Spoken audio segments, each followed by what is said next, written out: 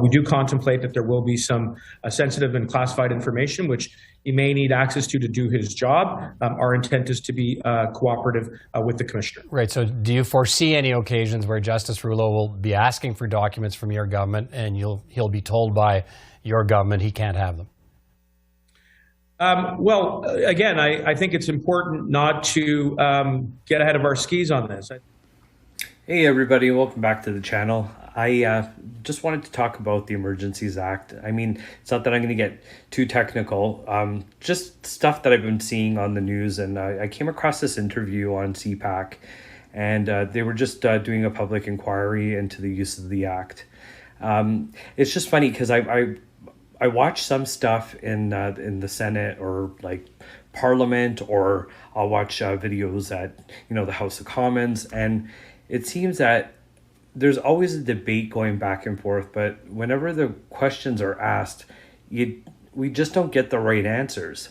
And I don't know if it's just me or if you guys feel the same way. Anyways, take a look at this this next interview, and let me know what you think at the bottom.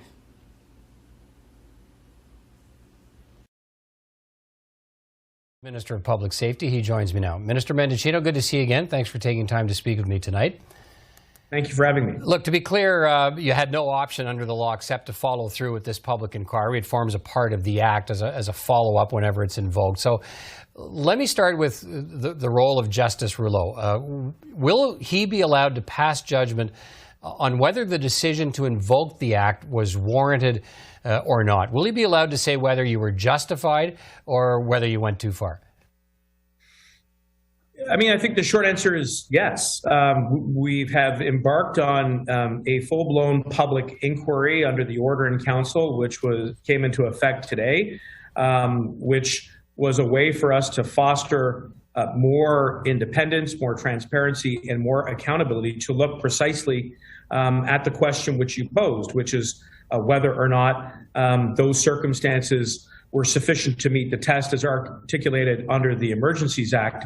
From where we sit, we think it was important to have chosen this particular legislative method of a public inquiry, which affords Justice Rouleau, a very experienced jurist who sat on trial courts and appeal courts, with the capacity to compel people and documents and information, including some classified information, so that he can have a full record and access to the information that he needs to make that determination, but equally to perhaps put forward some recommendations so that in the face of another public order emergency of this variety, we don't have to invoke again, and we're not in the same kind of situation. Let me pick up on that.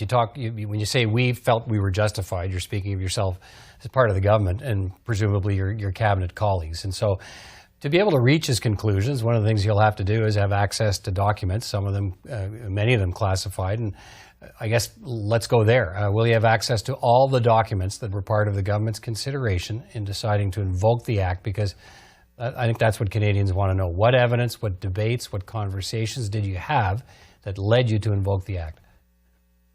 Well, I think the first thing I would say is that it's the government's intention to cooperate with the Commissioner and the public inquiry to ensure that he has access to the information that he needs to fulfill his mandate, which allows him latitude to look into things like the ideological core of the movement, the funding that aided and abetted it, the impact on the economy and public safety. And I think when it comes to classified documents, you're right to underline that there may be some issues that are implicated around cabinet confidence, but let's cross that bridge when we come to it. And ultimately, those will be decisions and processes that will be undertaken in the independence of and the fullness of time under this inquiry. Okay, so to be clear, what you're saying is there will not be a blanket waiving of cabinet confidence. You're saying you will make decisions based on case by case, which documents he's asking for or believes he needs, and whether you believe you can release them.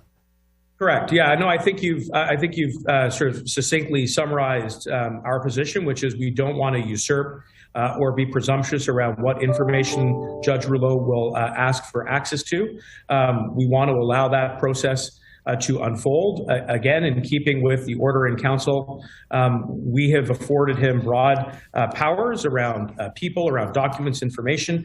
And of course, as I said earlier, we do contemplate that there will be some sensitive and classified information which he may need access to do his job. Our intent is to be cooperative with the commissioner. Right. So do you foresee any occasions where Justice Rouleau will be asking for documents from your government and he'll be told by your government he can't have them?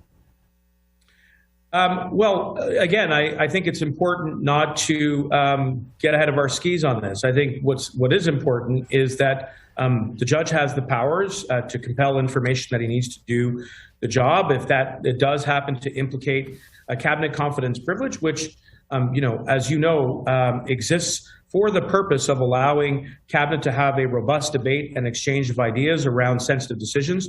For example, the invocation of the Emergencies Act for the first time, that it has the space to take those decisions and to be able to reconcile those constitutional principles with the mandate which he has been given. And in order to be able to do that independently, we want to allow him the space to undertake that work. Right. And I've got the order in council here with me. And in it, Justice Rouleau is also being asked to look at what might be needed to modernize the Act. Will you commit to that any recommendations he makes about modernizing the Act that you'll follow? They'll be binding? Well, as I said earlier today, we've got a strong track record of working with independent public office holders who provide reports and recommendations to the government. This will be no different. Any recommendation that Judge Rouleau puts forward that may revisit some of the questions around jurisdiction, around law enforcement powers, be they existing or perhaps new tools, are recommendations that we will take very much under serious consideration. As I said, Judge Rouleau has a plethora of experience before the courts, both trial and the appellate level, and he understands, the significance of the task that has been given to him, which is why we're grateful for his work and all that's coming, including putting forward some ideas, some suggestions, some recommendations, so this kind of thing never happens again. The order in council also calls on Justice Rouleau to ensure that no information he acquires that could hurt national security, national defense, or international relations be released to anyone but the Government of Canada. Will that decision of what he thinks might be injurious to any of those areas I've listed, will that decision be left to him or to the government? Well, the order in council, which you just cited, does repose in him the power to make some determinations around what is and what is not injurious. We anticipate that if there are classified information or other things which he may want access to, that he will be able to reconcile those principles, again, with the mandate and the parameters of the public inquiry, something that he is very experienced at doing as a sitting jurist. And I would just point out, again, that the reason for these principles, particularly around not disclosing into the public domain those things which could harm Canadian interests, be they domestic or foreign, are to ensure that we can keep Canadians healthy and safe.